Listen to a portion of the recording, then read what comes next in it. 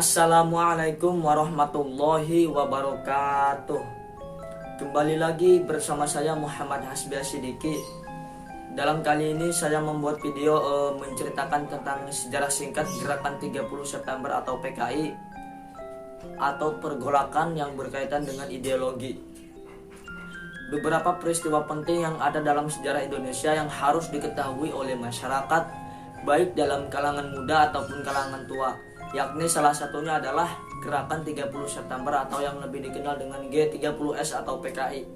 Peristiwa ini terjadi pada tanggal 30 September hingga 1 Oktober 1965, yang dimana 6 perwira tinggi dan 1 perwira menengah TNI AD Indonesia beserta orang yang lainnya dibunuh dalam upaya kudeta. Berikut adalah kronologi peristiwa G30S beserta sejarah dan kisah singkat pasca kejadian tersebut yang dirangkum oleh detik.com. Sejarah G30S atau PKI. G30S merupakan gerakan yang bertujuan untuk menggulingkan pemerintahan Presiden Soekarno dan menjadikan negara Indonesia menjadi negara komunis.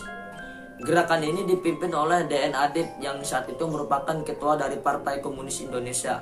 Pada tanggal 1 Oktober dini hari, Letkol Untung yang merupakan anggota dari Cakrabirawa atau pasukan pengawal istana memimpin pasukan yang dianggap loyal pada PKI. Gerakan ini mengincar para perwira tinggi TNI AD Indonesia.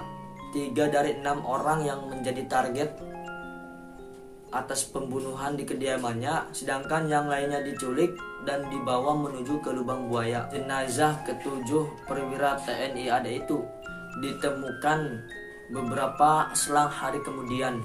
Pejabat tinggi yang menjadi korban, ke-6 perwira tinggi TNI Angkatan Darat yang menjadi korban pada peristiwa ini, yakni yang pertama adalah Letnan Jenderal Anumerta Ahmad Yani, yang kedua adalah Mayor Jenderal Raden Suprapto, yang ketiga adalah Mayor Jenderal Mas Tirto Darmo Haryono, yang keempat adalah Mayor Jenderal Siswando Parman, yang kelima adalah Brigadir Jenderal Donald Ishak Panjaitan, dan yang keenam adalah Brigadir Jenderal Sutoyo Siswodiharjo. Sementara itu, Panglima TNI Aha Nasution yang merupakan target utama berhasil meloloskan diri, namun anak putrinya yang bernama Ade Irma Nasution ditembak dan ajudannya yakni Letu Tendean berhasil diculik dan ditembak di lubang buaya.